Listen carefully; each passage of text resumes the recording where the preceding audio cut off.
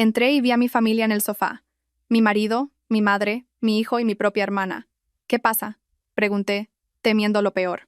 Mamá, siéntate, dijo mi hijo. Tienes que aceptar una nueva realidad. Ya no estás al mando de esta familia. La tía Beatriz. Ella hace más feliz a papá ahora. Estaba furiosa. Todos lo sabían. Salí de la habitación sin decir una palabra. Al día siguiente tenía 118 llamadas perdidas. Hola a todos. Gracias por estar aquí conmigo hoy. Antes de empezar mi historia, me encantaría saber desde qué ciudad me estáis viendo. Por favor, no dudéis en compartirlo en los comentarios. Ahora, permitidme que os sumerja en esta historia. El viento de la sierra madrileña era cortante esa noche. De ese tipo de frío que se cuela a través del abrigo y se te instala en los huesos. Acababa de aterrizar en Barajas después de 3 días agotadores en Barcelona, salvando un acuerdo que mi marido, Marco, casi había torpedeado con su arrogancia. Estaba exhausta. Me ardían los ojos por la falta de sueño y me dolían los hombros por el peso de la bolsa del portátil. Todo lo que quería era una ducha caliente, una copa de vino tinto y la comodidad de mi hogar. Quería decirle a Marco que había arreglado su desastre, que el imperio inmobiliario Vega Fuentes, que habíamos construido durante 22 años, estaba a salvo otro trimestre. Metí el coche en la entrada de nuestro chalet en La Moraleja. Las luces del salón estaban encendidas, brillando con fuerza contra el césped oscuro y cubierto de escarcha. Era extraño. Normalmente, a las 10 de la noche, la casa estaba en silencio.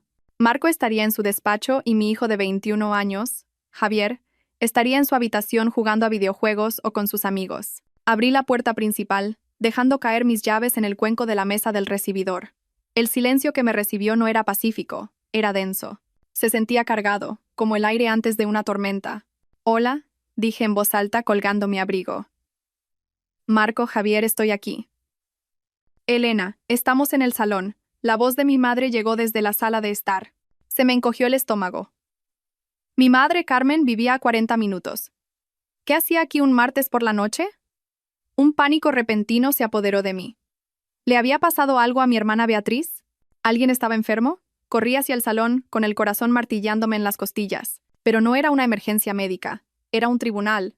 Estaban todos allí, dispuestos en el sofá de diseño de piel que yo misma había elegido las navidades pasadas. Marco estaba sentado en el centro, impecablemente vestido con una camisa blanca, pero no me miraba a los ojos. A su izquierda estaba mi madre, Carmen, con la postura rígida y las manos fuertemente entrelazadas en su regazo. A su derecha, Beatriz, mi hermana pequeña. Y en el sillón contiguo, mi hijo Javier. La atmósfera era sofocante. Nadie lloraba. Nadie parecía triste.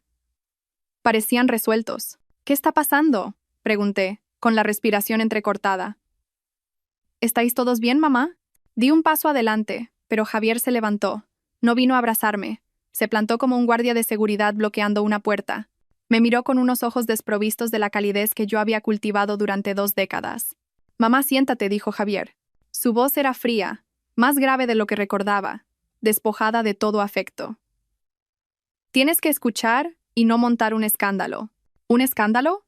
Javier, me estás asustando». «¿Qué es esto?».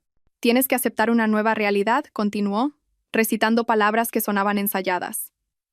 «Ya no estás al mando de esta familia». Miré a Marco. «Marco, ¿por qué no dices nada?». Marco finalmente levantó la vista. Su atractivo rostro, el rostro que había sido la imagen pública de nuestra empresa durante años, se contrajo en una mueca de lástima mezclada con fastidio. «Se acabó, Elena. La farsa. Se ha terminado». «¿Qué farsa?». Sentía que me ahogaba en tierra firme. «La tía Beatriz», dijo Javier, señalando a mi hermana. «Ella hace más feliz a papá ahora. A diferencia de ti, ella lo entiende». El mundo dejó de girar. Miré a Beatriz, mi hermana pequeña, a la que le había pagado el alquiler durante 6 años. A la que había contratado cuando nadie más le daba trabajo. Estaba sentada con las piernas cruzadas, llevando una blusa de seda que se parecía sospechosamente a una que faltaba en mi armario. Y entonces lo vi. La mano de Marco descansaba casualmente, posesivamente, sobre la rodilla de Beatriz. «No queríamos que te enteraras por un extraño», intervino mi madre, Carmen. Su voz no era de disculpa, era un sermón. «Queríamos hacer esto como una familia. Elena, tienes que ser realista. Llevas años casada con tu trabajo. Marco es un hombre con necesidades. Necesita una esposa que esté presente, no una socia que duerme con su portátil». «Mamá», susurré, la traición cortando más profundo que cualquier cuchillo. Tú lo sabías. Estás aprobando esto. Estoy apoyando la felicidad, dijo Carmen, levantando la barbilla con aire desafiante. Beatriz y Marco comparten una conexión. Se quieren, Elena. No es algo que planearan. Simplemente ocurrió. No puedes castigarlos por enamorarse. Miré a Beatriz. Ofreció una pequeña sonrisa triunfante. Se colocó un mechón de pelo detrás de la oreja y bajó la mirada. En su dedo, brillando bajo las luces empotradas, había un anillo de diamantes. No era un anillo nuevo. Era mi anillo. Era el diamante antiguo de estilo Art Deco que Marco me había regalado por nuestro 20º aniversario.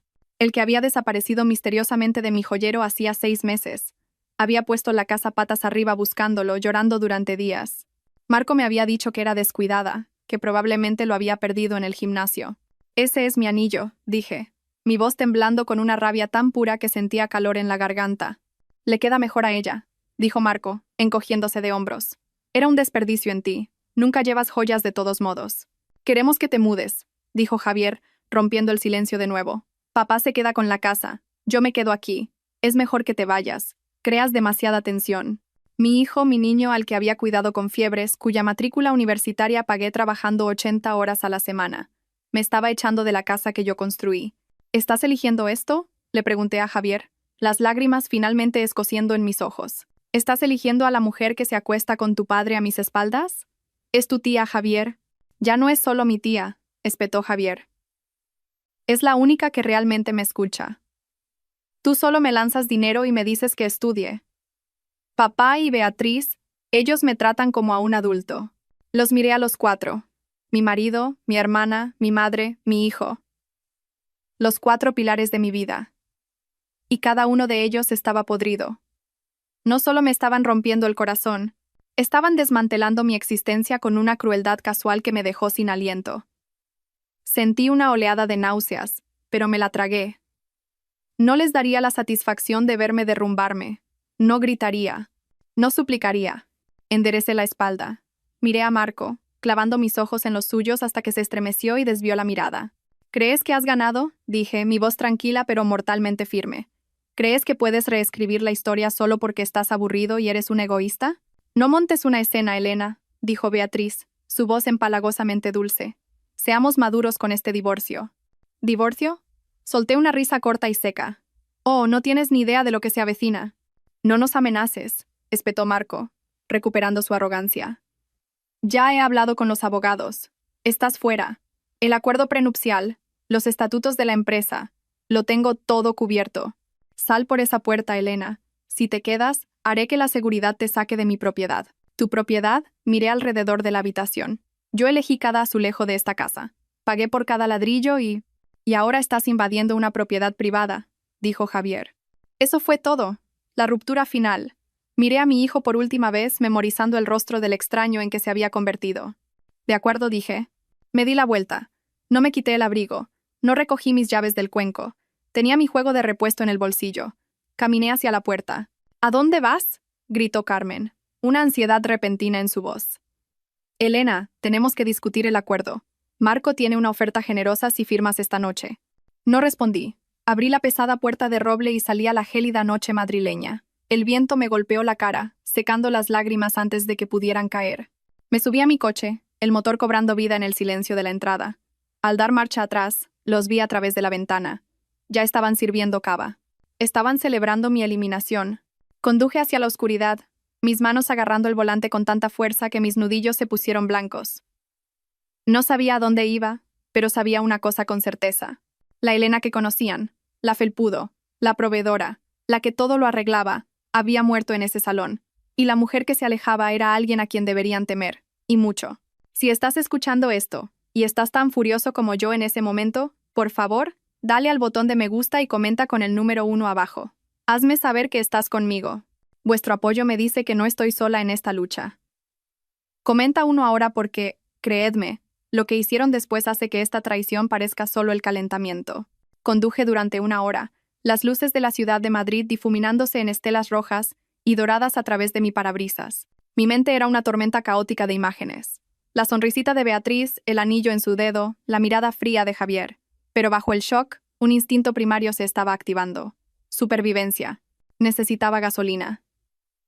La luz de reserva había estado parpadeando desde que salí del aeropuerto, pero había estado demasiado ansiosa por llegar a casa como para parar. Ahora, en un tramo desolado de la M40, me detuve en una gasolinera 24 horas. Mis manos temblaban mientras salía al frío cortante. Deslicé mi tarjeta de crédito, la tarjeta platino vinculada a nuestra cuenta conjunta, la que usaba para todo, desde la compra del supermercado hasta las cenas de negocios en el surtidor. Procesando. La pantalla parpadeó en rojo. Denegada. Pase por caja. Fruncí el ceño. Era imposible. El límite de crédito de esa tarjeta era de 50.000 euros. Y yo había pagado la factura completa hacía 3 días. Lo intenté de nuevo. Denegada. Un nudo frío se formó en mi estómago, más pesado que la traición que acababa de presenciar. Busqué en mi cartera y saqué mi tarjeta de débito personal, la vinculada a mi cuenta corriente donde se depositaba mi salario. Entré en la estación. El empleado, un adolescente aburrido con auriculares alrededor del cuello, ni siquiera levantó la vista mientras yo ponía una botella de agua y un paquete de chicles en el mostrador. Pasé la tarjeta de débito. No pasa, murmuró, masticando su chicle. Inténtalo de nuevo, dije, con la voz tensa. Hay dinero ahí. Suspiró y la pasó de nuevo. Denegada, señora. Fondos insuficientes o tarjeta bloqueada. ¿Tiene efectivo? Me quedé allí, paralizada bajo las duras luces fluorescentes. Mi aplicación del banco. Tenía que revisar mi aplicación. Mis dedos torpes buscaron mi teléfono mientras iniciaba sesión. Acceso denegado. Fallo en la autenticación del usuario. Por favor, contacte con su sucursal. Probé la cuenta de la empresa. Acceso denegado. Probé la cuenta de ahorros conjunta. Acceso denegado. Marco no solo me había echado de casa. Había ejecutado un interruptor de emergencia financiero. Lo había estado planeando. No bloqueas a un copropietario de las cuentas empresariales y personales al instante a menos que hayas preparado el terreno con el banco, alegando falsamente fraude o cambiando los privilegios administrativos con días de antelación. Me quería en la indigencia. Quería dejarme tirada en medio de la noche sin recursos, para que me arrastrara de vuelta y firmara cualquier oferta generosa que Carmen había mencionado. Rebusqué en mi bolso, más allá del plástico inútil, hasta el pequeño bolsillo con cremallera del fondo. Encontré 3 billetes arrugados de 20 euros y un puñado de monedas. 60 euros. Ese era mi patrimonio neto en este momento. Pagué 20 euros de gasolina y el agua con efectivo. Volví a mi coche, temblando, no solo por el frío, sino por la aterradora conciencia de mi vulnerabilidad. No podía ir a un hotel. No tenía tarjeta de crédito para el depósito. No podía ir a casa de mi madre. No podía ir a la de Beatriz. Conduje hasta que encontré un motel de carretera con un letrero de neón parpadeante que decía libre. Era uno de esos lugares donde los camioneros duermen unas horas. El tipo de lugar donde las sábanas huelen a humo rancio y arrepentimiento. ¿Pago por adelantado?, dijo el gerente nocturno a través de un cristal blindado. 50 euros por la noche. Le entregué 50 de mis 60 euros restantes. Me deslizó una llave por la bandeja. Habitación 12. La habitación estaba helada. El calefactor traqueteaba y escupía un aire que olía a polvo quemado. Me senté al borde del colchón hundido, todavía con mi caro traje de negocios, el abrigo bien apretado a mi alrededor. Miré mi teléfono. La pantalla estaba iluminada con notificaciones. No disculpas, no por favor, vuelve. 118 llamadas perdidas. La mayoría eran de un número que reconocí, el del abogado personal de Marco, un tiburón llamado Ricardo Balbuena. Y luego empezaron a llegar los correos electrónicos. Asunto: acuerdo de disolución de matrimonio. Asunto: urgente, acuerdo de confidencialidad requerido. Asunto: notificación de despido, Inmobiliaria Vega Fuentes. Abrí primero la notificación de despido. Era un PDF adjunto a un correo de la directora de Recursos Humanos, una mujer que yo había contratado, una mujer a la que había guiado, estimada Sra. Fuentes, con efecto inmediato, su puesto como directora de operaciones queda rescindido por causa justificada. Alegaciones de espionaje corporativo y negligencia grave. Me reí. Un sonido áspero y ronco en la habitación vacía. Espionaje, negligencia. Yo era la que se quedaba hasta las 3 de la mañana auditando los libros. Yo era la que conocía cada ley de urbanismo de Madrid. Marco ni siquiera sabía convertir un PDF sin pedirme ayuda. Y entonces llegó un mensaje de texto. Era de Javier. Mi pulgar se cernió sobre la pantalla, una pequeña y tonta parte de mí esperando que se hubiera escapado, que lo sintiera. Mamá, no lo hagas más difícil. Papá dice que me cortará la matrícula y el fondo fiduciario si luchas contra el divorcio. Me ha prometido el puesto de vicepresidente el año que viene si me quedo con él. Siempre me dijiste que fuera ambicioso. Solo estoy haciendo lo que me enseñaste. Por favor, compréndelo. Dejé caer el teléfono en la cama como si quemara. Ese fue el borrón final. Marco no solo se había llevado mi dinero y mi trabajo, había comprado el alma de mi hijo. Había usado la riqueza que yo ayudé a construir para sobornar a mi propio hijo en mi contra. Me acurruqué sobre la sucia colcha, con las rodillas pegadas al pecho. Las lágrimas finalmente llegaron, calientes y rápidas. Lloré por el niño al que le leía cuentos para dormir. Lloré por la hermana a la que había protegido en el patio del colegio. Lloré por el marido en el que había creído cuando no era más que una sonrisa y un traje barato. Pero a medida que la noche avanzaba y las lágrimas se secaban en sal costrosa sobre mis mejillas, algo más comenzó a sentarse en mi pecho. Era frío y pesado como una piedra. Pensaban que me habían borrado. Pensaban que al quitarme las tarjetas de crédito y las contraseñas, me habían quitado mi poder. Se olvidaron de una cosa.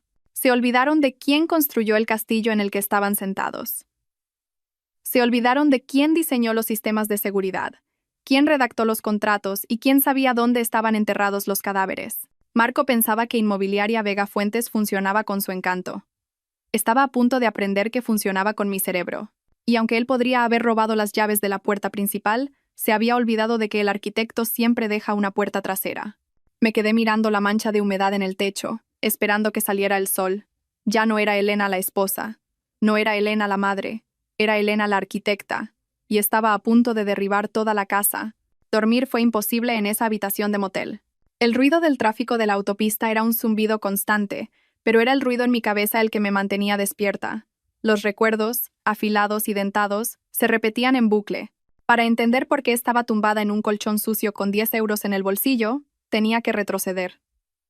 Tenía que mirar los cimientos de mi vida y darme cuenta de que habían estado agrietados desde el principio. Crecí en un pequeño pueblo de Castilla-La Mancha, la mayor de 2 hijas. Mi padre murió cuando yo tenía 7 años, dejando a mi madre, Carmen, criándonos sola. Su muerte rompió algo en ella. O tal vez solo reveló quién era realmente.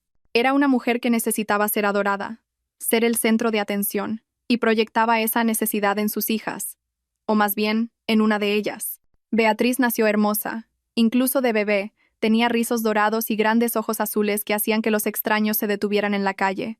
Yo era sencilla, pelo castaño, ojos serios, robusta. Yo era la responsable. Beatriz era la princesa. Recuerdo el día que cumplí 18 años. Acababa de recibir mi carta de aceptación en la Universidad Pontificia Comillas. ICADE. Con una beca parcial. Era mi billete de salida. Había tenido 3 trabajos a tiempo parcial durante el bachillerato dando clases particulares, de camarera, colocando libros en la biblioteca para ahorrar para el resto de la matrícula. Entré corriendo en la cocina agitando la carta. Mamá, he entrado. Carmen estaba en la mesa pintándole las uñas a Beatriz. Beatriz tenía entonces 12 años, ya exigente y petulante. «Qué bien, Elena», dijo mi madre sin levantar la vista. «Pero baja la voz. A Beatriz le duele la cabeza». «Pero mamá, es ICADE. Es la carrera de empresariales». Carmen suspiró, finalmente mirándome. Sus ojos no estaban llenos de orgullo. Eran calculadores. «Elena, cariño, tenemos que hablar de ese dinero que has ahorrado. Mi fondo para la universidad». «Bueno, a Beatriz la han descubierto. Hay un concurso de modelos en Marbella el mes que viene. Podría ser su gran oportunidad. Pero las tasas, el viaje, las fotos del portfolio, es caro». Se me cayó el alma a los pies. «Mamá, ese es mi dinero de la matrícula. Me lo he ganado». «Qué egoísta eres, Elena», intervino Beatriz, soplando sus uñas mojadas. «¿No quieres que sea famosa? Cuando sea rica, te compraré un coche». «Elena», dijo mi madre, su voz adquiriendo ese tono, el que mezclaba culpa con una orden. «Tú eres la fuerte. Eres inteligente. Siempre puedes encontrar una manera. Puedes trabajar otro año, ir a clases nocturnas. Pero Beatriz, ella es delicada. Este es su sueño. No querrás aplastar el sueño de tu hermana, ¿verdad? Las familias se sacrifican unas por otras». Les di el dinero. Por supuesto que lo hice. Había sido condicionada durante 18 años a creer que mi valor residía únicamente en lo que podía proporcionarles. Yo era el chivo expiatorio, la mula, la que arreglaba las cosas. Beatriz era la niña de oro, la estrella, la que merecía brillar. Beatriz fue a Marbella. No la contrataron. Se gastó el dinero en ropa y parques temáticos. Yo pasé el año siguiente trabajando turnos dobles en un restaurante para recuperar el dinero. Empecé la universidad un año tarde, agotada pero decidida. Esa dinámica nunca cambió. Simplemente evolucionó. Cuando me gradué como la primera de mi promoción, mi madre no vino a la ceremonia porque Beatriz tenía una ansiedad severa por una ruptura con un novio de 2 semanas. Crucé el escenario sola. Cuando conseguí mi primer gran ascenso en una consultora financiera, mi madre dijo: «Eso es genial, cariño. Oye, ¿puedes prestarle a Beatriz 2.000 euros? Su casero se está portando fatal». Pagué el alquiler de Beatriz. Pagué las reparaciones de su coche. Pagué sus clases de interpretación a las que nunca asistió. Le compré a mi madre un piso para que no tuviera que preocuparse por las escaleras. Pensé que estaba comprando su amor.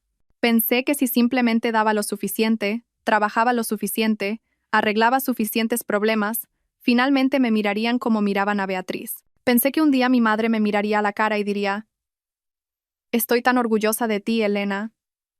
Eres mi alegría». Pero yo nunca fui su alegría. Yo era su factura de la luz. Era su red de seguridad. Y entonces conocí a Marco. Era encantador, ambicioso y parecía verme a mí. Me dijo que era brillante. Me dijo que era hermosa. No me di cuenta entonces de que tenía la misma mirada calculadora en sus ojos que mi madre. No vio a un alma gemela. Vio un huésped. Vio a una mujer entrenada para darlo todo y no pedir nada a cambio. Encajó perfectamente en el espacio vacío de mi corazón que mi madre y mi hermana habían vaciado. Me casé con él pensando que estaba construyendo una nueva familia, una familia mejor. Tumbada en la oscura habitación del motel, la revelación me golpeó con la fuerza de un golpe físico. No había escapado de mi dinámica familiar al casarme con Marco. La había recreado. Marco era el niño de oro, exigiendo adoración y recursos. Yo seguía siendo el chivo expiatorio, trabajando en la sombra para mantener las luces encendidas. Y Beatriz era solo la conclusión inevitable. Los dos parásitos de mi vida finalmente se habían encontrado. «Tú eres la fuerte, Elena». La voz de mi madre resonó en mi memoria. Bueno, tenía razón en una cosa. Yo era fuerte. Lo suficientemente fuerte como para cargarlos durante 40 años. Y ahora, que Dios los ayudara, era lo suficientemente fuerte como para soltarlos. Me senté en la cama, los muelles metálicos chirriando. No iba a llorar más. La tristeza se había ido, reemplazada por una claridad fría y clínica. Querían a la delicada Beatriz. Querían al soñador Marco. Bien. Podían tenerse el uno al otro, pero no podían tener mi dinero. No podían tener mi empresa. Cogí la bolsa de mi portátil. Era hora de dejar de ser la hija que se sacrifica. Era hora de ser la CEO que liquida los activos tóxicos. El sol de la mañana se filtraba a través de las sucias cortinas de la habitación del motel, proyectando largas y polvorientas sombras en el suelo. Abrí mi portátil. Afortunadamente, tenía un punto de acceso Wi-Fi portátil en mi bolso. Una costumbre de años de viajar por trabajo. Marco no podía cortar un dispositivo que no sabía que existía. No entré en las cuentas bancarias todavía. Sabía que esas puertas estaban cerradas a cal y canto. En su lugar, abrí un archivo llamado VF, Archivo 1. Para entender cómo iba a destruir a Marco, tenéis que entender cómo lo construí yo. Conocí a Marco hace 22 años en un evento de networking inmobiliario en el centro de Madrid. Él tenía 29 años, llevaba un traje que no le quedaba del todo bien, sostenía una copa de vino barato y acaparaba la atención de un grupo de inversores. Era eléctrico. Tenía una sonrisa que podría venderle hielo a un esquimal. Una risa que te hacía sentir la persona más divertida del mundo. Yo tenía 25 años. Era analista junior en una de las grandes consultoras, de pie en una esquina, agarrando mi carpeta con estudios de mercado. Lo observé moverse por la sala. Era carismático, sí, pero podía oír lo que decía. Soltaba palabrería. Hacía promesas sobre rendimientos que eran matemáticamente imposibles. Me acorraló junto al buffet. «Parece que estás analizando la integridad estructural de las brochetas de gambas», bromeó. No sonreí. «Estoy analizando tu discurso a esos inversores. Estás prometiendo una rentabilidad del 15% en una propiedad en un distrito en declive. Vas a hacerles perder su dinero». Parpadeó sorprendido. Luego se rió. «Vale, me has pillado. Soy un hombre de ideas, no de números. Necesito a alguien que entienda las cosas aburridas. Las cosas aburridas son las que te mantienen fuera de la cárcel», dije secamente. Se enamoró de mí, o al menos de lo que podía hacer por él en ese mismo momento. En 6 meses, estábamos casados. En un año, Fundamos Inmobiliaria Vega Fuentes. La división del trabajo se estableció de inmediato. Marco era la cara visible, era el consejero delegado. Tenía las reuniones con los clientes, jugaba al golf con los promotores y concedía entrevistas a Expansión y 5 días. Le encantaba ser el centro de atención. Le encantaba el título. Yo era la arquitecta, era la directora de operaciones, pero en realidad era todo lo demás. Encontraba las propiedades, negociaba los préstamos, gestionaba a los contratistas. Peleaba con el ayuntamiento por las licencias urbanísticas. Hacía los impuestos, las nóminas, el cumplimiento legal. Nuestro primer gran proyecto fue un desastre anunciado. Marco había comprado una nave industrial en ruinas en Villaverde, convencido de que sería la próxima gran reconversión a lofts. Pagó $500,000 de más. El contratista que contrató se fugó con el depósito. Estábamos al borde de la quiebra antes incluso de haber vendido una sola unidad. Recuerdo estar sentada en la mesa de nuestra cocina, embarazada de Javier, mirando los números rojos en el libro de contabilidad. Marco caminaba de un lado a otro, presa del pánico, sudando a través de su camisa. «Estamos acabados, Elena». Lloraba. «Mi reputación está arruinada. Me van a demandar». «Sientat», lo ordené. Cogí las joyas de mi abuela, la única herencia que había recibido, a salvo de mi madre y de Beatriz, y las vendí. Liquidé mi plan de pensiones. Renegocié los términos con el banco, presentando un plan de negocio tan detallado, tan a prueba de balas, que el director de la sucursal dijo que era el mejor que había visto nunca. Despedí al amigo de Marco que actuaba como jefe de proyecto, y me hice cargo de la supervisión de la obra yo misma, paseándome por zonas en construcción con un casco y una barriga de 6 meses. Terminamos el proyecto. Lo vendimos todo en 3 semanas. Marco fue aclamado como un visionario en la prensa económica. El titular decía: «Marco Vega, el nuevo rey de los lofts. Trajo la revista a casa radiante. Mira esto, cariño. Lo conseguimos». No me mencionó en la entrevista ni una sola vez. Cuando se lo señalé, suavemente, me besó en la frente. «Cielo, ya sabes cómo son los medios. Les gusta una narrativa única. Además, tú odias ser el centro de atención. Eres mi arma secreta. El poder detrás del trono». Lo acepté. Me dije a mí misma que era por la familia. Me dije a mí misma que mientras la empresa tuviera éxito, no importaba qué cara estuviera en la portada. Fui una tonta. Durante 20 años construí el escenario, puse las luces y escribí el guión. Marco simplemente salía y recibía los aplausos. Y la empresa creció. Nos expandimos a inmuebles comerciales, pisos de lujo, desarrollos de uso mixto. Valíamos millones. Pero la estructura de la empresa, esa era mi obra maestra. Marco era perezoso con los detalles. Odiaba leer contratos. Odiaba las contraseñas. «Arréglalo tú, Elena». Era su frase favorita. Así que yo configuré la infraestructura digital. Creé la intrincada red de sociedades limitadas para limitar la responsabilidad. Configuré las transferencias bancarias automatizadas. Y como Marco era paranoico con que los empleados le robaran, insistió en un servidor interno localizado y altamente encriptado para nuestros datos financieros más sensibles. Quería un acceso fantasma, un acceso de administrador maestro que pudiera eludir todos los demás protocolos en caso de que alguna vez nos quedáramos bloqueados o fuéramos secuestrados por el personal de TI. «Solo tú y yo conoceremos el acceso fantasma», había dicho. Pero Marco nunca se molestó en memorizar la compleja cadena de 64 caracteres que generé. La escribió en un post-it, la guardó en el cajón de su escritorio durante una semana y luego la tiró, asumiendo que yo siempre estaría allí para teclearla por él. Tenía razón. Siempre estuve allí, hasta ayer. Ahora, sentada en el motel, miré la pantalla de inicio de sesión del servidor privado de Vega Fuentes. El túnel VPN era seguro. Marco pensó que llamando al banco y eliminándome como firmante, me había cortado el acceso. Pensó que despidiéndome a través de RRHH, había revocado mi acceso. Se basó en los protocolos estándar. Se basó en la puerta principal. Se olvidó del acceso fantasma. Mis dedos se cernieron sobre el teclado. Tecleé la cadena de caracteres. Era un verso de un poema que me encantaba, mezclado con las coordenadas GPS del primer edificio que compramos, y la fecha en que a Javier se le cayó su primer diente. Marco no sabía ninguna de esas cosas. Autenticación en proceso. Acceso concedido. Nivel de administrador. La pantalla se inundó de datos. Todo el sistema nervioso de Inmobiliaria Vega Fuentes estaba abierto ante mí. Correos electrónicos, transferencias bancarias, registros de transferencias, documentos fiscales, historiales de chat privados. No solo estaba mirando una empresa. Estaba mirando la escena del crimen de mi matrimonio. Empecé a descargar. No quería solo unos pocos archivos. Lo quería todo. Cada correo electrónico que Marco había enviado en los últimos 5 años. Cada informe de gastos, cada transferencia a las Islas Caimán o a Suiza. Y fue entonces cuando lo vi. Una carpeta llamada Proyecto B. No era un proyecto de construcción. La B era de Beatriz. Abrí la carpeta y la sangre se me heló en las venas. Esto no era solo una aventura. Esto era malversación a gran escala. Fechas, cantidades, recibos. 12 de enero.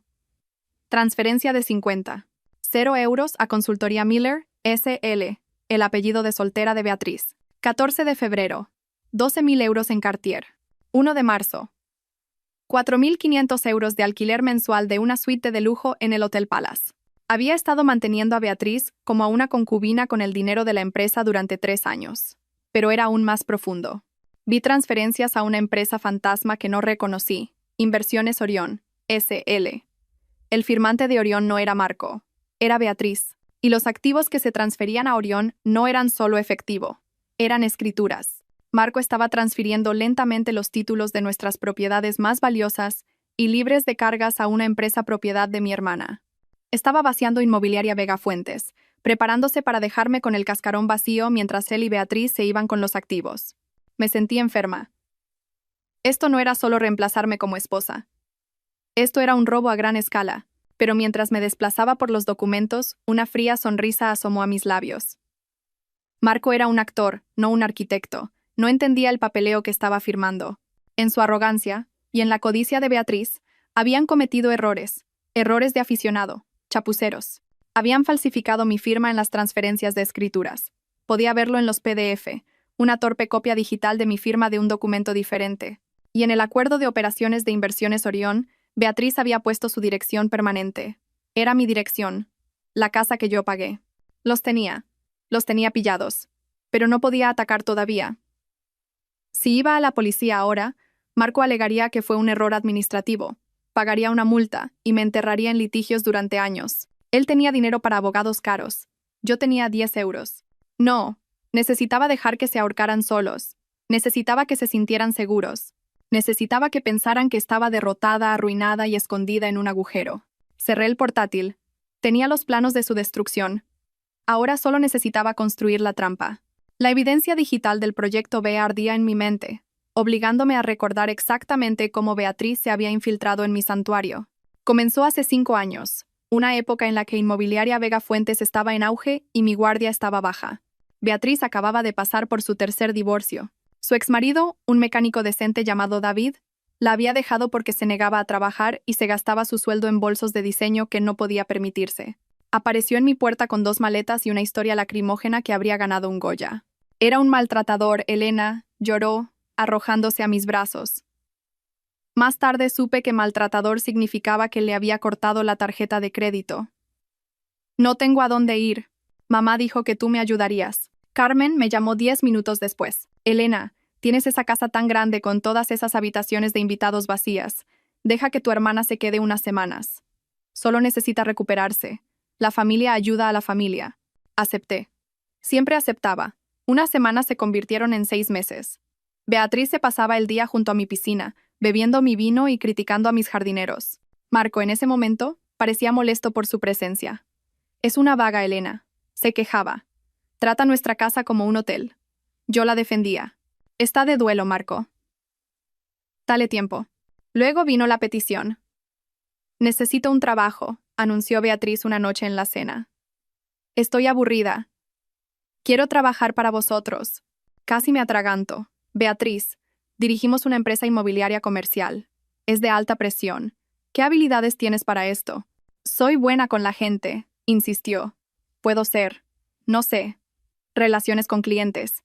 Puedo organizar las fiestas. Puedo hablar con los inversores. Vosotros sois tan serios. Necesitáis a alguien divertido. No, dije. Fue una de las pocas veces que puse un límite. Pero Carmen intervino. Condujo 40 minutos para tomar un café conmigo. Elena, esta es la oportunidad de Beatriz para ser responsable. Si no le das un trabajo, se hundirá. ¿Quieres que viva en tu sofá para siempre? Dale un sueldo. Deja que se mude. A Marco le parece una buena idea. Parpadeé. A Marco. Hablé con él, dijo Carmen Suavmont. Cree que Beatriz podría ayudar a suavizar la imagen de la empresa. Ya sabes que tú puedes ser un poco intensa, cariño. Me enfrenté a Marco. ¿Quieres contratar a Beatriz? Marco se encogió de hombros, ajustándose la corbata. Tu madre tiene razón. Necesitamos a alguien que se encargue de lo social. Las galas, los eventos de caridad. Tú odias esas cosas. Deja que lo haga ella. Págale un sueldo de asistente. Sácala de casa. Todos ganamos. Seguí. Creé un puesto. Directora de eventos especiales. Al principio pareció funcionar. Beatriz se mudó a un apartamento que yo subvencioné y organizó la fiesta de Navidad de la empresa. Fue lujosa por encima del presupuesto, pero un éxito. Luego comenzaron los cambios sutiles. Beatriz empezó a venir a la oficina todos los días, vestida no con ropa de negocios, sino con vestidos ceñidos que estaban justo al borde de lo inapropiado. Pasaba horas en el despacho de Marco discutiendo la logística de los eventos. Yo pasaba por delante y los oía reír. Cada vez que entraba en la habitación, se callaban. ¿Qué es tan gracioso?, preguntaba, sintiendo un pinchazo de inquietud. Solo una broma sobre un cliente, decía Beatriz, sonriendo con esa sonrisa sacarina. No lo entenderías, Elena. Es una broma interna. Empezó a unirse a nosotros en las comidas de negocios. Luego empezó a reemplazarme en ellas. Elena, quédate tú y termina las proyecciones trimestrales, decía Marco. Beatriz y yo llevaremos a los promotores al asador. Ya sabes que odias las conversaciones triviales. Y yo odiaba las conversaciones triviales. Amaba el trabajo. Así que los dejé ir. Me quedaba en la oficina comiendo una ensalada en mi escritorio, haciendo números, asegurándome de que nuestros márgenes de beneficio fueran saludables, mientras mi marido y mi hermana bebían dry martinis y se reían a mi costa. Noté cambios en Marco. Empezó a vestir más joven. Se compró un Porsche que no necesitaba. Empezó a quedarse hasta tarde por networking. Cuando expresé mi preocupación, Carmen me manipuló hasta el infinito. «Estás siendo paranoica, Elena», me regañó. «Deberías alegrarte de que Marco y Beatriz se lleven bien. La mayoría de los hombres odian a sus cuñadas. Es una bendición. No lo arruines con tus celos. Es impropio de ti». Celos. Me hizo sentir como una arpía loca e insegura. Ahora, mirando la carpeta del Proyecto B en mi portátil, vi la realidad. Las cenas de networking eran citas. Los viajes de negocios a Ibiza eran vacaciones. Y los honorarios de consultoría pagados a Beatriz eran en realidad su asignación por ser su amante. La serpiente no se había colado simplemente en la hierba. Yo había abierto la puerta, la había invitado a entrar y le había dado leche caliente. Y la peor parte, mi madre había mantenido la puerta abierta. Carmen había mediado en esto. Había empujado a Beatriz hacia Marco, sabiendo exactamente de lo que Beatriz era capaz. Quería que Beatriz tuviera la vida que yo había construido. Porque en su mente retorcida, Beatriz merecía el reino, y yo era solo la constructora destinada a levantarlo y marcharme. Golpeé la mano contra el escritorio barato del motel. El dolor me ancló a la realidad. «Vale», susurré a la habitación vacía. «¿Queréis jugar al juego divertido e irresponsable? Veamos qué tan divertido es cuando la arquitecta tira del muro de carga». Pasé las siguientes 6 horas en un trance de contabilidad forense. El acceso fantasma me daba acceso a todo, pero tenía que ser cuidadosa. Si hacía algún cambio, si alteraba algún archivo, los registros del sistema podrían alertar al director de TI, un hombre llamado Esteban que solía ser leal a mí, pero que ahora, sin duda, respondía ante Marco. Así que me convertí en un fantasma. Copié, descargué, hice capturas de pantalla, rastreé el flujo de dinero. Era peor de lo que pensaba. Inmobiliaria Vega Fuentes se estaba desangrando para financiar su estilo de vida y las transferencias a la empresa fantasma de Beatriz. Marco había dejado de pagar a los proveedores. Llevábamos 3 meses de retraso en los pagos a las cuadrillas de construcción del nuevo rascacielos en el distrito financiero. Estábamos en impago de los intereses de 2 préstamos importantes. Marco estaba desvistiendo un santo para vestir a Beatriz. La empresa, el trabajo de mi vida, era un castillo de naipes. Si los acreedores se enteraban, seríamos insolventes en 30 días. Pero entonces encontré algo que me hizo incorporarme. Era una cadena de correos electrónicos entre Marco y un detective privado llamado Investigaciones Balbuena. La fecha era de hace 2 años. Asunto: vigilancia objetivo. Fuentes. Marco: necesito trapos sucios. Lo que sea. Infidelidad, abuso de sustancias, inestabilidad mental. Necesito motivos para anular el acuerdo prenupcial. Valbuena. Señor Vega. La hemos seguido durante 6 meses. Va al trabajo. Va al supermercado. Va a casa de su madre.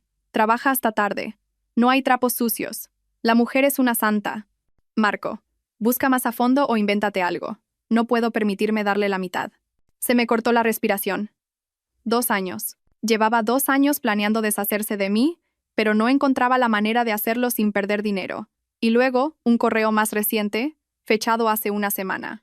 Marco, olvida los trapos sucios. Vamos con el ángulo del colapso mental. Su familia testificará. Su madre y su hermana están a bordo. Alegaremos que está sobrecargada de trabajo, paranoica, no apta para dirigir. Forzaremos una moción de censura en la Junta. Una vez que esté fuera, activaremos la cláusula de compra a la valoración más baja. Carmen, puedo testificar que ha estado errática últimamente. Muy emocional. Estoy preocupada por ella, Marco. Tenemos que hacerlo mejor para la empresa. Miré la pantalla, las lágrimas de rabia nublando mi visión. Mi madre. Mi propia madre estaba conspirando para hacerme pasar por mentalmente inestable para que su niña de oro pudiera robarme a mi marido y mi dinero. Erratitza susurré. Os voy a enseñar lo que es errático. Profundicé más. Necesitaba una palanca. La evidencia de fraude era buena, pero llevaría tiempo demostrarla en los tribunales. Necesitaba algo inmediato, algo que aterrorizara a Marco. Lo encontré en las declaraciones de impuestos. El año pasado, para asegurar un préstamo masivo de una firma de capital privado, Marco había inflado las tasas de ocupación de nuestras propiedades comerciales. Había falsificado contratos de arrendamiento. Había falsificado físicamente las firmas de inquilinos que no existían. Esto no era solo fraude civil. Esto era fraude bancario. Esto era delito federal con pena de cárcel. Y los documentos del préstamo estaban firmados por Marco Vega, consejero delegado. Mi firma no estaba en ellos. Yo había estado fuera de la ciudad por el funeral de mi tía esa semana, un funeral al que Beatriz faltó, y Marco había dicho que se encargaría del papeleo. Había firmado su propia sentencia de muerte, y ni siquiera lo sabía. Copié los documentos del préstamo. Copié los contratos falsos. Creé un dossier que era una bomba nuclear. Miré el reloj. Eran las 2 de la tarde. Llevaba 12 horas trabajando sin parar. Tenía hambre. No me había lavado y funcionaba a base de adrenalina. Necesitaba un teléfono de prepago. No podía usar mi móvil. Probablemente lo estaban rastreando o consiguiendo los registros. Fui a una tienda de conveniencia al otro lado de la calle, comprando un teléfono barato de prepago con efectivo. De vuelta en la habitación, me senté en la cama y miré el nuevo teléfono. ¿A quién podía llamar? ¿Mis amigos? La mayoría eran amigos de pareja, compartidos con Marco. Probablemente se pondrían del lado del encantador Marco o se mantendrían neutrales. ¿Mi familia? Obviamente no. ¿Mis empleados? Demasiado arriesgado. Necesitaba a alguien poderoso, alguien que odiara a Marco, alguien con los recursos para librar una guerra. Un nombre apareció en mi cabeza. Arturo Valdés. Arturo era un magnate inmobiliario multimillonario en Madrid. Dinero viejo, despiadado, pero con principios. Hace 3 años, Marco le había ganado a Arturo en una subasta por un terreno privilegiado en el desarrollo de la Operación Chamartín. Marco había ganado sobornando a un concejal de urbanismo para recalificar el terreno, una jugada a la que me opuse ferozmente, pero que Marco hizo a mis espaldas. Arturo había sospechado juego sucio. Había llamado públicamente a Marco un trepa con traje barato. Marco se lo había tomado a risa, pero Arturo nunca lo había olvidado. Si iba a Arturo Valdés con pruebas del fraude de Marco, específicamente el fraude que le jodió a Arturo ese negocio, era un tiro al aire. Arturo podría simplemente reírse de mí, podría echarme. Pero era la única persona en Madrid con suficiente poder para protegerme del equipo legal de Marco. Marqué el número de Empresas Valdés. Lo sabía de memoria. Lo había mirado suficientes veces cuando éramos rivales. Empresas Valdés, Gabinete de Presidencia, respondió una voz nítida. Necesito hablar con el señor Valdés. Inmediatamente. El señor Valdés está en reuniones. ¿Puedo preguntar de qué se trata? Dígale que es Elena Fuentes. Dígale que sé cómo Marco Vega consiguió la recalificación del solar de Chamartín y dígale que tengo los correos electrónicos. Hubo una pausa. Un momento, por favor. 30 segundos después, una voz grave y profunda sonó en la línea. Sra. Fuentes. ¿A qué debo el placer? ¿La envía su marido a regodearse? Mi marido acaba de despedirme. Ha vaciado mis cuentas bancarias y ha metido a su amante en mi casa, dije, con voz firme. No estoy aquí para regodearme, señor Valdés. Estoy aquí para reducirlo a cenizas. Y pensé que quizás querría traer los malvaviscos. Silencio. Luego una risa grave. La escucho. Antes de ir a encontrarme con Arturo Valdés, Había una herida más que tenía que cauterizar. Un archivo que había estado evitando en la base de datos de Vega Fuentes, el fondo fiduciario de Javier. Javier era mi punto débil, mi talón de Aquiles. Lo había protegido del narcisismo de Marco toda su vida. Cuando Marco olvidaba el cumpleaños de Javier, yo compraba el regalo y firmaba con el nombre de Marco. Cuando Marco se perdía los partidos de fútbol de Javier, le decía a Javier que papá estaba trabajando duro por nuestro futuro.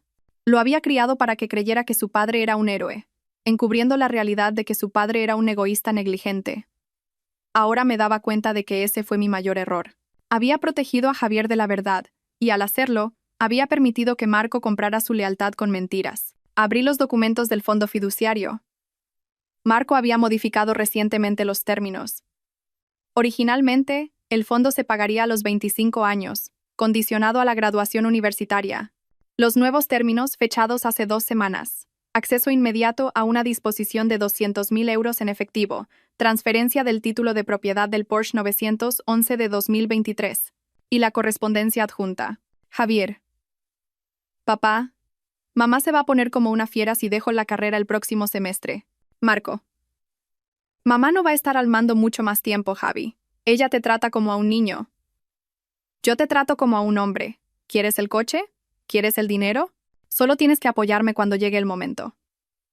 Tienes que decirles a los abogados que mamá ha estado actuando de forma extraña, que está inestable. Javier. Bueno, últimamente sí que ha estado un poco estresada. Marco. Exacto. Está perdiendo la cabeza. Tenemos que proteger la empresa. Si te quedas conmigo, te haré vicepresidente de adquisiciones el año que viene, sin necesidad de título. Puedes aprender sobre la marcha, como yo. Javier, ¿vicepresidente? ¿En serio? Vale, cuenta conmigo. ¿Qué tengo que hacer? Leí las palabras y mi corazón no solo se rompió, se hizo polvo. ¿Vicepresidente de adquisiciones? Javier estaba suspendiendo introducción a la economía. Se pasaba los fines de semana jugando a videojuegos y durmiendo hasta el mediodía. No estaba cualificado para dirigir un puesto de limonada, y mucho menos un departamento en una empresa multimillonaria. Marco lo estaba preparando para el fracaso, acariciando su ego para usarlo como un peón contra mí. Y Javier, mi dulce niño, había vendido a su madre por un Porsche y un título que no se había ganado. Recordé el mensaje que me envió anoche. Papá dice que me cortará la matrícula. No estaba preocupado por la matrícula. Estaba preocupado por el dinero fácil. Abrí el extracto de la tarjeta de crédito de Javier, la que yo pagaba. Tienda de licores, discoteca, apuestas online, discoteca, club de striptease. Estaba en una espiral descendente, y en lugar de educarlo, Marco estaba financiando esa espiral para comprar un aliado. Cogí mi teléfono de prepago. Dudé. Era mi hijo, pero el chico que se sentó en ese sofá y me dijo que aceptara la realidad no era el chico que yo crié, era una creación de su padre.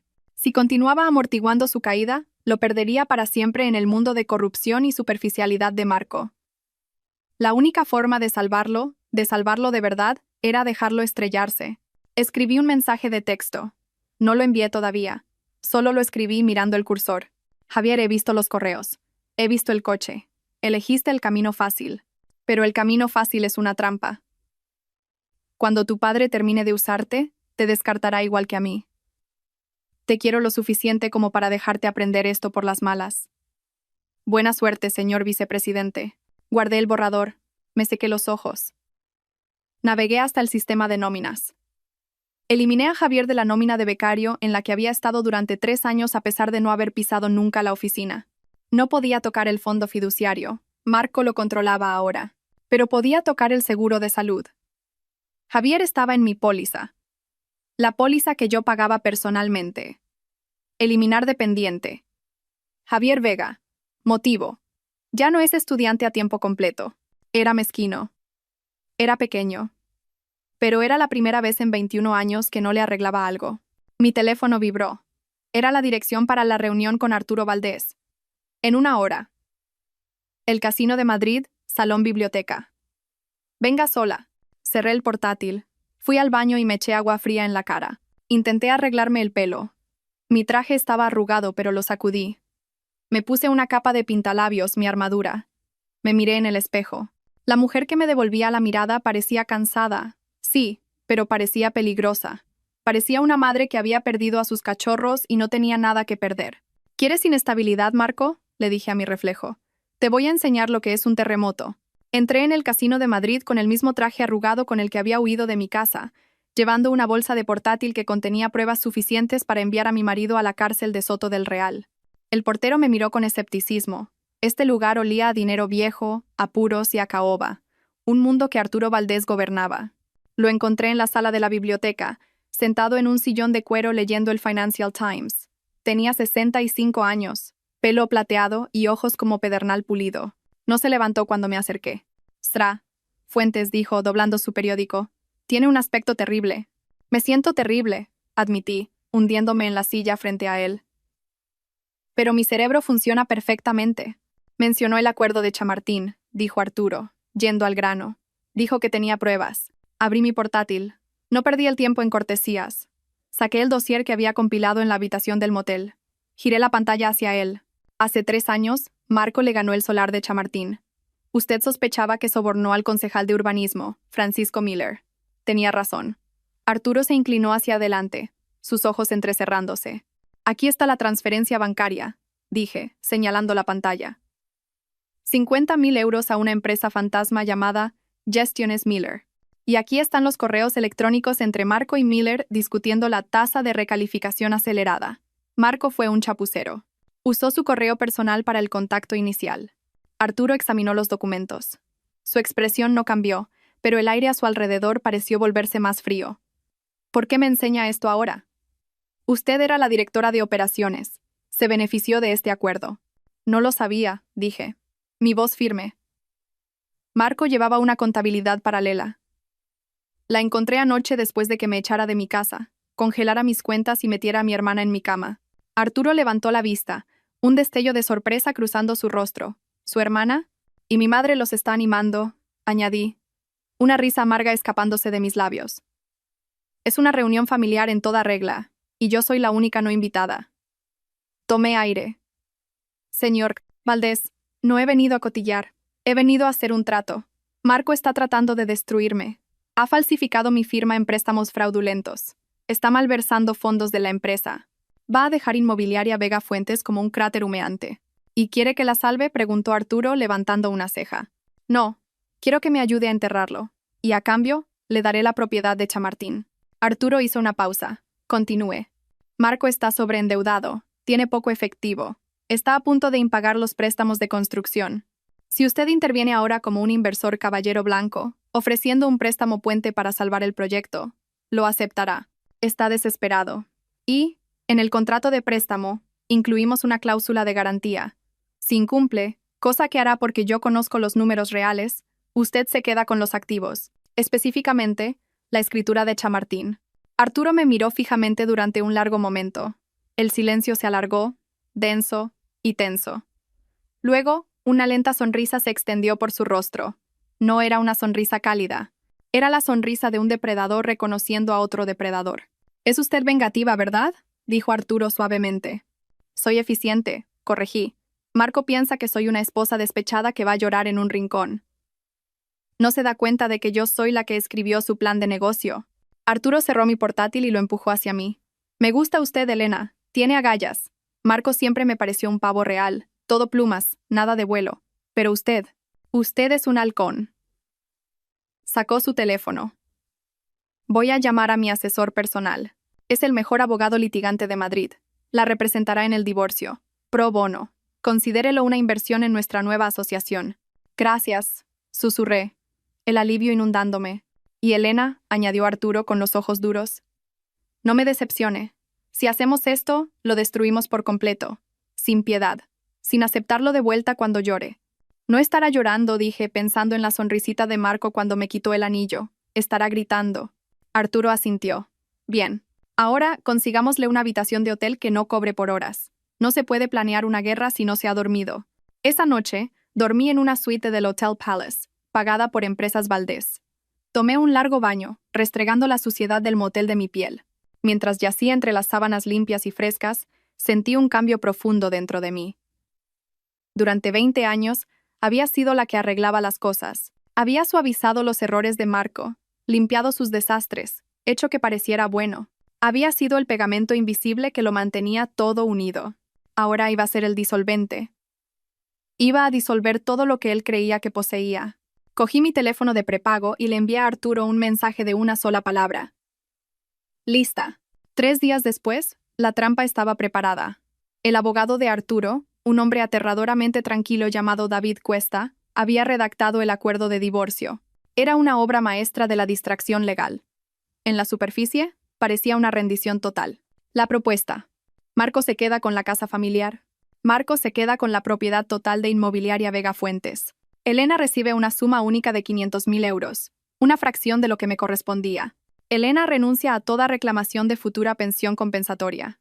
Parecía que me rendía, parecía que estaba rota, desesperada por dinero, y que solo quería huir. A Marco le encantaría, alimentaba su ego perfectamente.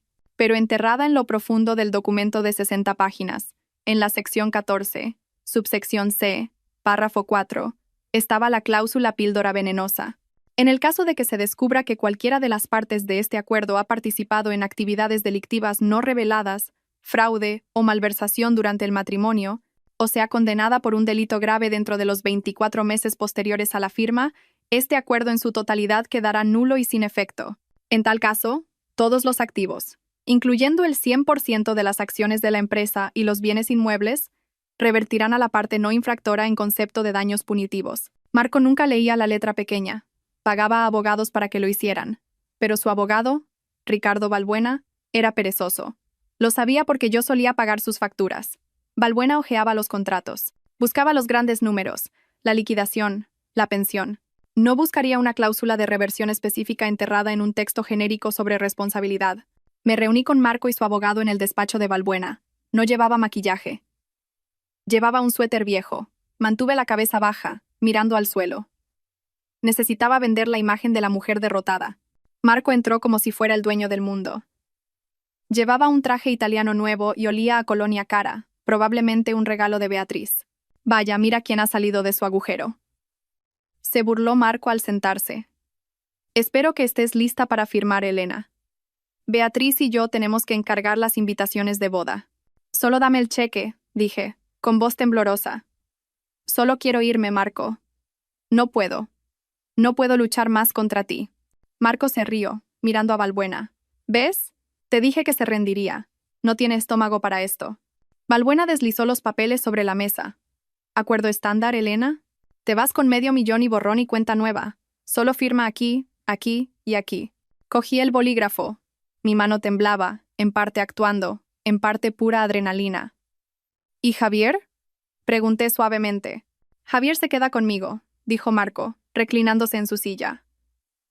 Es mi vicepresidente ahora. Vamos a construir un imperio juntos, sin tus constantes quejas.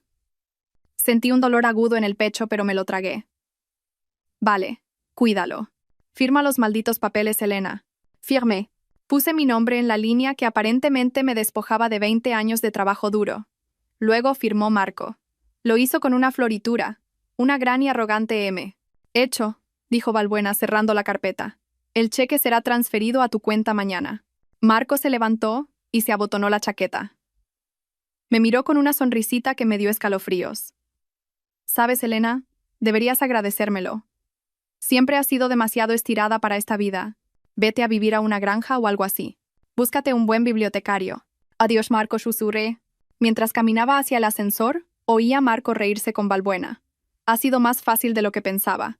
Ni siquiera ha pedido la casa de la playa. Las puertas del ascensor se cerraron, cortando su risa. Me apoyé contra la pared de metal y solté un largo suspiro. Había firmado. La píldora venenosa estaba activa. Ahora todo lo que tenía que hacer era probar el fraude.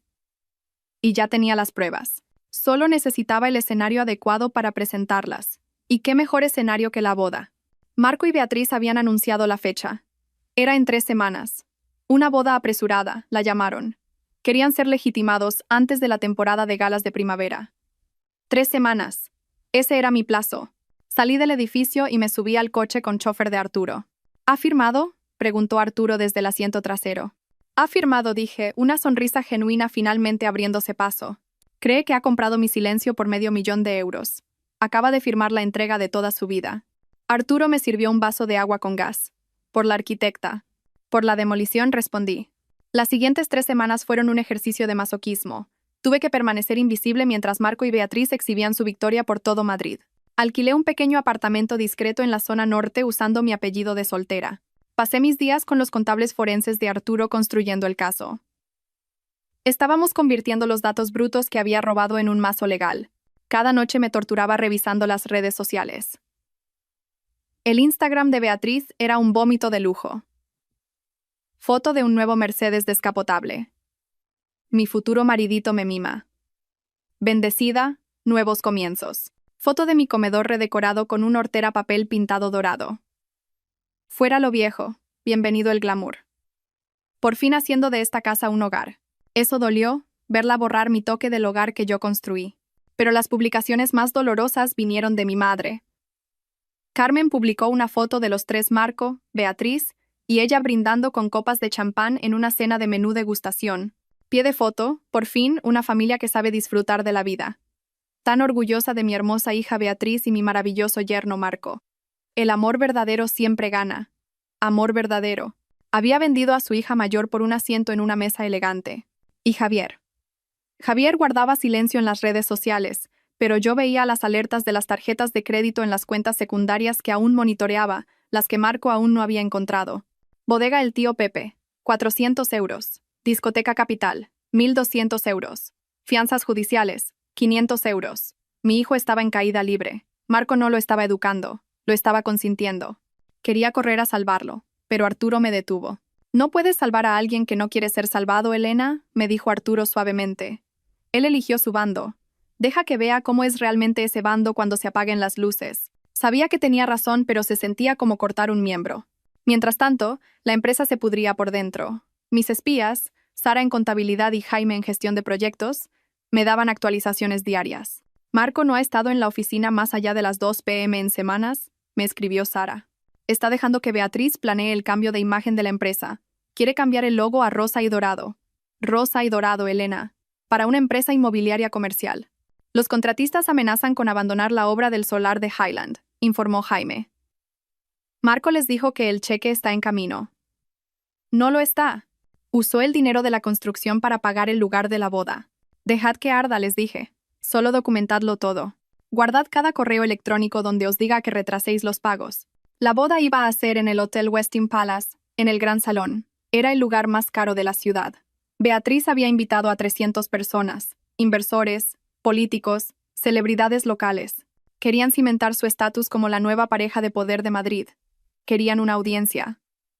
Bien, pensé, mirando la invitación que Sara me había conseguido. Quieren un espectáculo. Les daré un espectáculo.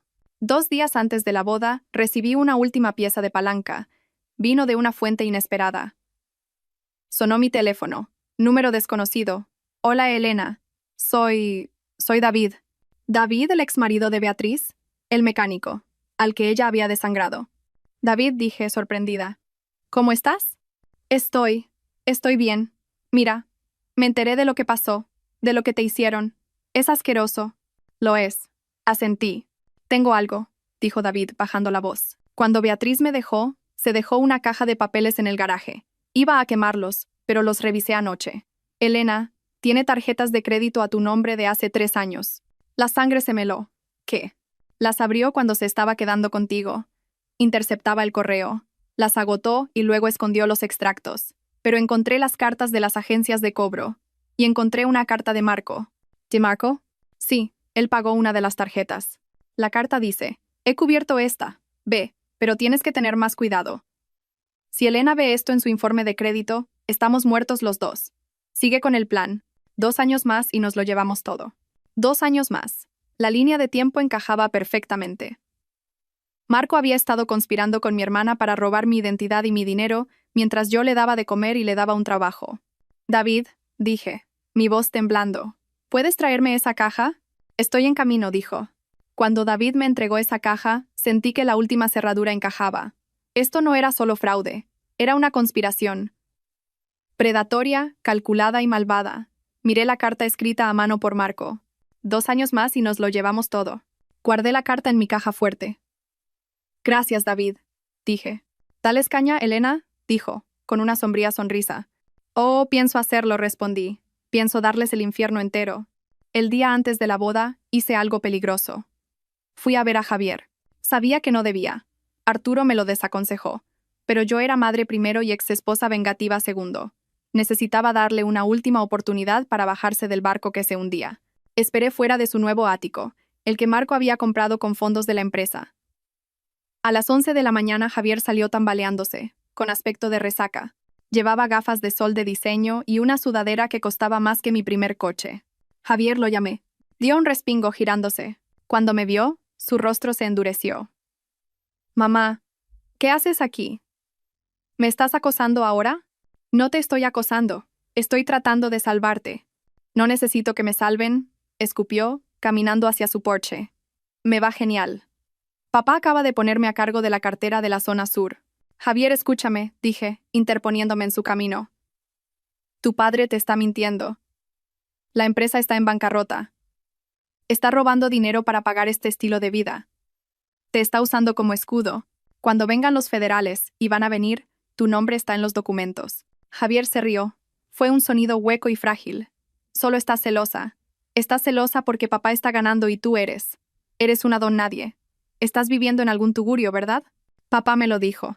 Estoy viviendo en la realidad», dije, mi voz urgente.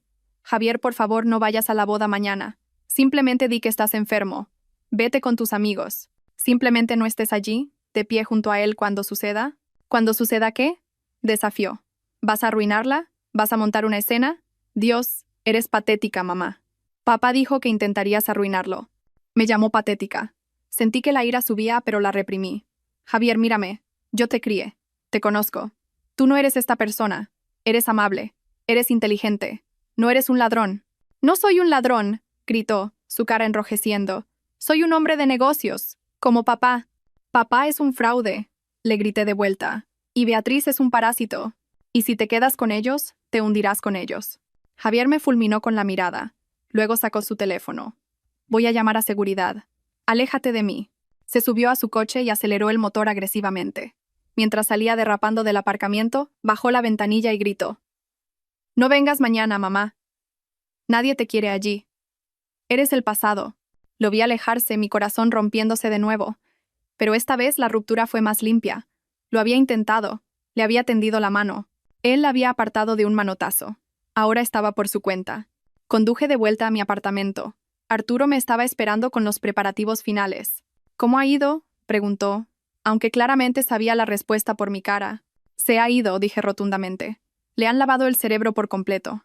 «Entonces aprenderá por las malas», dijo Arturo. «¿Estás lista para mañana?» «Sí». «¿Tenemos los códigos de acceso al proyector?» «Sí». «¿La policía está informada?» «Sí». «El inspector Miller nos espera en el vestíbulo a las 8 p.m. Arturo me entregó una funda de ropa. «Entonces necesitarás esto». Abrí la cremallera de la funda. Dentro había un traje. No era un vestido de exesposa frenética y desesperada. Era un elegante traje de esmoquín negro a medida. Yves Saint Laurent. Poderoso, elegante, severo. «Ponte tu armadura, Elena», dijo Arturo. «Mañana no eres la víctima, eres la verdugo». Toqué la tela. Era fresca y suave. «Gracias, Arturo». «Descansa un poco», dijo. «Mañana será una noche larga». No descansé. Me senté junto a la ventana, observando las luces de la ciudad. Pensé en Marco y Beatriz, probablemente ensayando sus votos en ese momento. Probablemente riéndose de cómo se habían salido con la suya. 2 años más y nos lo llevamos todo. No tendrían 2 años. Ni siquiera tendrían 2 días. Mañana, el señor y Lasra Vega iban a tener un tipo de recepción muy diferente. La mañana de la boda amaneció gris y nublada. Un día perfecto en Madrid para un funeral. Pasé la mañana revisando la presentación. Lo habíamos cronometrado perfectamente. Empezaría justo después del montaje de video de su historia de amor que Beatriz había encargado por 20.000 euros. A las 6 de la tarde, los invitados comenzaron a llegar al Hotel Palace. Vi la transmisión en vivo desde una cámara que Arturo había instalado en el salón de baile. Tenía una participación en el hotel. Conseguir acceso fue trivial. Era nauseabundo. La sala estaba cubierta de cristales y rosas, miles de ellas. Había una escultura de hielo de Marco y Beatriz entrelazados. Vi a mi madre Carmen, saludando a los invitados. Llevaba un vestido de color champán demasiado juvenil para ella, radiante como si le hubiera tocado la lotería. «Sí, ¿no es maravilloso?», la oí decir a un primo confundido. Son almas gemelas. ¿Elena? Oh, la pobre Elena no pudo soportar el éxito de Marco. Se está tomando un tiempo libre. Vi a Marco. Parecía nervioso pero triunfante.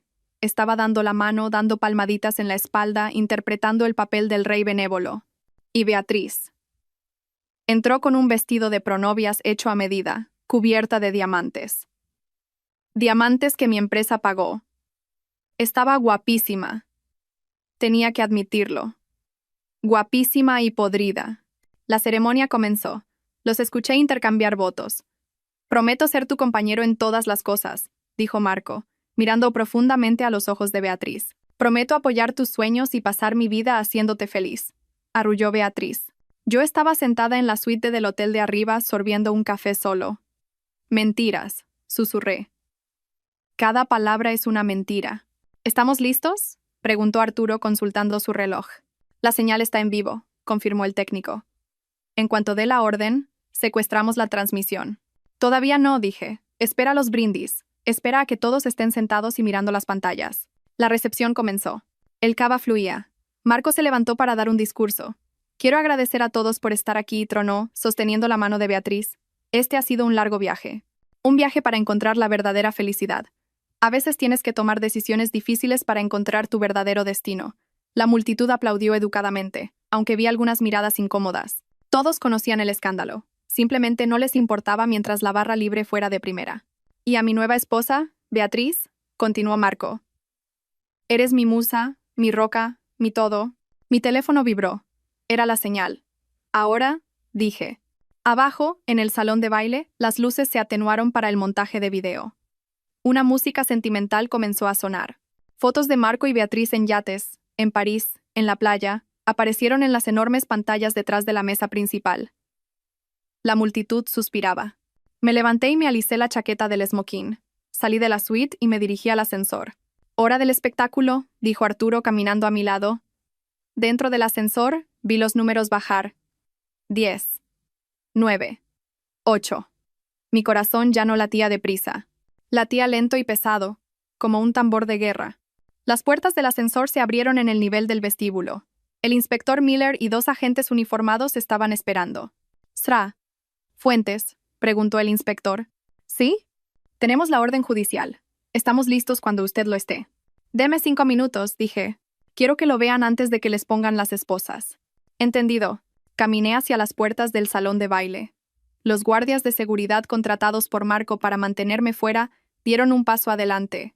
«Señora, este es un evento privado». Arturo Valdés salió de detrás de mí. «Y yo soy el dueño del edificio. Apártense o mañana estarán buscando trabajo». Los guardias dudaron, reconocieron a Arturo e inmediatamente retrocedieron. Empujé las puertas dobles. Dentro, la música acababa de alcanzar un crescendo. El video en la pantalla mostraba a Marco y Beatriz besándose frente a la Torre Eiffel. Y entonces la pantalla parpadeó. La música se cortó con un chirrido de retroalimentación. La sala quedó en silencio. En las enormes pantallas, la imagen romántica se desvaneció. En su lugar, apareció una austera hoja de cálculo, números rojos, y luego un documento, un extracto de tarjeta de crédito. Nombre: Beatriz Miller. Dirección: Calle del Roble 124, mi casa. Compra: anillo de diamantes Cartier, 25.000 euros. Pagado por cuenta corporativa de Vega Fuentes. Un murmullo recorrió la multitud. «¿Qué es eso?», chilló Beatriz levantándose. «Marzo, arréglalo». «Corten la señal», gritó Marco a la cabina de audiovisuales. «Apáguenlo». Pero el técnico en la cabina era nuestro. No lo apagó. Subió el volumen. Y entonces mi voz, pregrabada, retumbó por los altavoces. «Hola, Marco. Hola, Beatriz. Queríais una reunión familiar. Queríais que todos fueran testigos de vuestra unión. Bueno, pues vamos a enseñarles sobre qué está construida realmente esta unión». Todas las cabezas se giraron, no hacia la pantalla, sino hacia el fondo de la sala. Entré. El silencio en el gran salón de baile era absoluto. 300 pares de ojos se volvieron en sus sillas para mirarme. Caminé por el pasillo central, mis tacones resonando rítmicamente en el suelo de mármol. El traje de smoking negro me hacía parecer una sombra contra el mar de flores rosas. Marco estaba congelado en la mesa principal, su rostro perdiendo todo color. Beatriz se apretaba la servilleta contra el pecho, con la boca abierta. Mi madre Carmen parecía que estaba a punto de sufrir un infarto.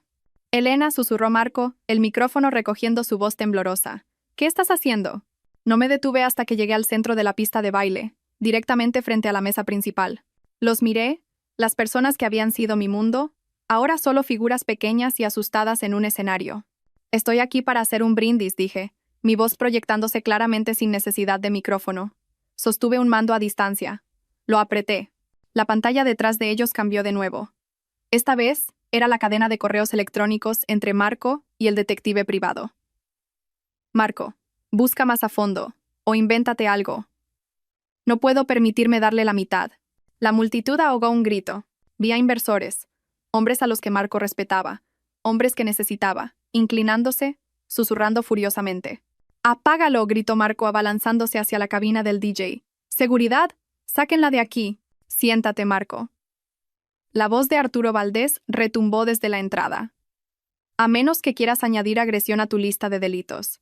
Marco se congeló. Vio a Arturo. Vio a los policías esperando en las sombras de la salida. Esto es falso», gritó Beatriz, las lágrimas corriendo por su rostro perfectamente maquillado. «Está celosa. Ha hackeado el sistema. Está loca». «¿Loca?», apreté el mando de nuevo.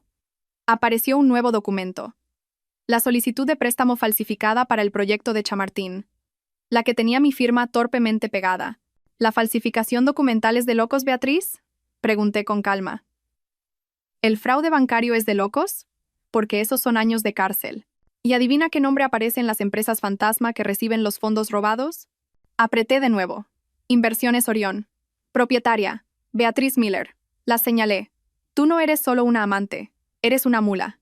Marco te usó para blanquear 3 millones de euros. ¿Te lo dijo? ¿Te dijo que cuando Hacienda venga a buscar, vendrán a por tu firma? Beatriz miró a Marco, con los ojos desorbitados de horror. Marco, dijiste que era optimización fiscal. Dijiste que era legal. Cálate, Beatriz, chiseó Marco. Oh, no lo detengas, dije, sonriendo fríamente. Deja que lo explique. Deja que le explique a nuestra madre cómo se refiere a ella. Clic. Apareció el correo electrónico. Asunto. La vieja. Marco, simplemente extiéndele a Carmen otro cheque del fondo B. La vieja es codiciosa. Mientras le paguemos el piso, mantendrá a Elena en la oscuridad. Vendería a su propia hija por un presupuesto de reforma. Carmen emitió un sonido que era mitad gemido, mitad ahogo. Se levantó, sus manos temblando tanto que volcó su copa de champán. Marco, graznó, tú, me llamaste eso. Después de todo lo que hice por ti. Me puse de tu lado. Traicioné a mi propia hija por ti. ¿Y qué has conseguido, mamá?, dije, mirándola con lástima. Un asiento en una boda que está a punto de convertirse en la escena de un crimen. Marco miró alrededor de la sala, con los ojos desorbitados. Vio su imperio desmoronarse en tiempo real. Vio a los inversores marchándose. Vio a los camareros detenerse para mirar. Vio el final. «Firmaste el acuerdo», me gritó, desesperado. «Lo firmaste. Renunciaste a todo. No puedes tocar la empresa». Sección 14. Dije simplemente. La píldora venenosa. Si cometiste un delito, el acuerdo es nulo, y toda la casa, la empresa, los activos revierte a mí. Las rodillas de Marco cedieron, se desplomó en su silla. Y Javier, dije, volviendo mi mirada hacia mi hijo, que estaba sentado al final de la mesa, pálido como un fantasma. Javier me miró, aterrorizado. Miró la pantalla, donde ahora se mostraban sus propios mensajes de texto. «¿Vicepresidente? ¿En serio? Vale, cuenta conmigo». «¿Querías ser un hombre de negocios, Javier?», dije suavemente. «Pues aquí tienes tu primera lección. Comprueba bien a tus socios». Apreté el mando por última vez. Se reprodujo un video. Era una grabación de vigilancia del aparcamiento de la empresa. Mostraba a Marco discutiendo con Beatriz 2 días antes. Marco, en el video. «Una vez que consigamos el dinero de Valdés, nos deshacemos del crío. Javier es un lastre. Le dejamos la deuda fiscal y nos mudamos a Mónaco». Es demasiado estúpido para darse cuenta. El salón quedó en silencio sepulcral. Javier se levantó lentamente. Miró a su padre. La adoración de héroe en sus ojos se había ido, reemplazada por una devastadora comprensión. «Papá», susurró Javier. «Tú. Ibas a abandonarme». Marco tartamudeó. «Javi. No. Era. Solo estaba estresado. Está fuera de contexto». «Me llamaste estúpido», dijo Javier, su voz quebrándose. «Dijiste que era un lastre». Javier, siéntate, ordenó Marco tratando de recuperar el control. No la escuches. Javier no se sentó. Cogió su copa de cava y se la tiró a Marco en la cara. Te odio, gritó Javier. Te odio. El caos estalló. Carmen sollozaba. Beatriz hiperventilaba. Marco se limpiaba el cava de la cara, pareciendo una rata ahogada. Bajé el mando. La presentación había terminado. Asentí al inspector Miller. La policía entró en la sala. Los invitados se apartaron como el mar rojo. Marco Vega, anunció el inspector. Queda detenido por fraude bancario, malversación y falsificación documental. Beatriz Miller queda detenida por conspiración y blanqueo de capitales. No, chilló Beatriz mientras el agente le agarraba las muñecas. Yo no sabía. Solo soy su novia. Él me obligó a hacerlo. Cuénteselo al juez, dijo el agente, cerrando las esposas. Marco no gritó. Simplemente me miró fijamente. Mientras lo esposaban, me miró a los ojos. Lo has arruinado todo, escupió. Amargada zorra vengativa. Me acerqué a él. Me paré tan cerca que podía oler su miedo. Yo no he arruinado nada, Marco, dije, tranquila como un lago helado. Solo he encendido las luces. ¿Y tú? Tú solo eres una cucaracha a la que han pillado. Se lo llevaron a rastras. Los invitados de la boda estaban atónitos en silencio. El único sonido era el llanto de Carmen. Miré la mesa principal por última vez. El pastel estaba intacto. Las flores eran perfectas. La ilusión estaba destruida. Me volví hacia Arturo Valdés. Creo que he terminado aquí. Brillante, dijo Arturo, ofreciéndome su brazo. Absolutamente brillante.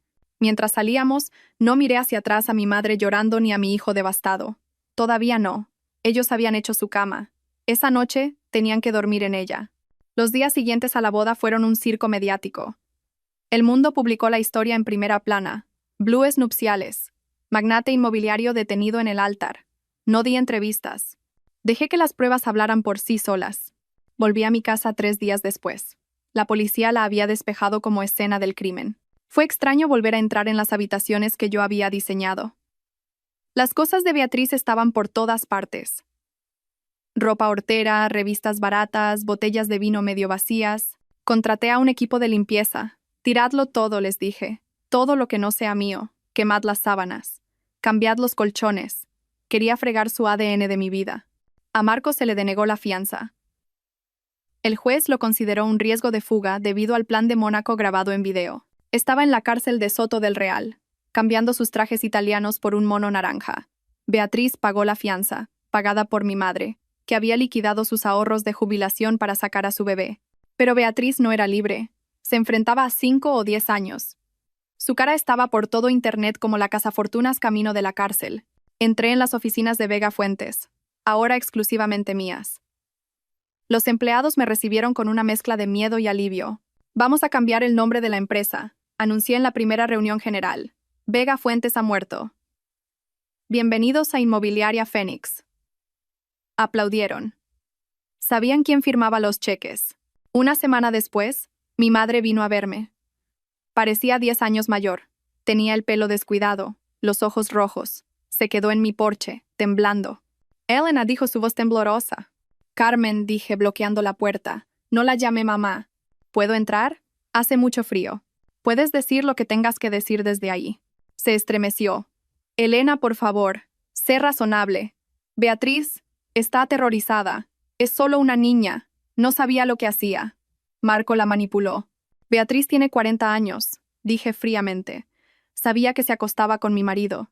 Sabía que se gastaba mi dinero. Firmó los papeles. Es tu hermana, gimió Carmen. No puedes dejar que vaya a la cárcel. Tienes que retirar los cargos. Dile al fiscal que fue un malentendido. No fue un malentendido. Fue un delito.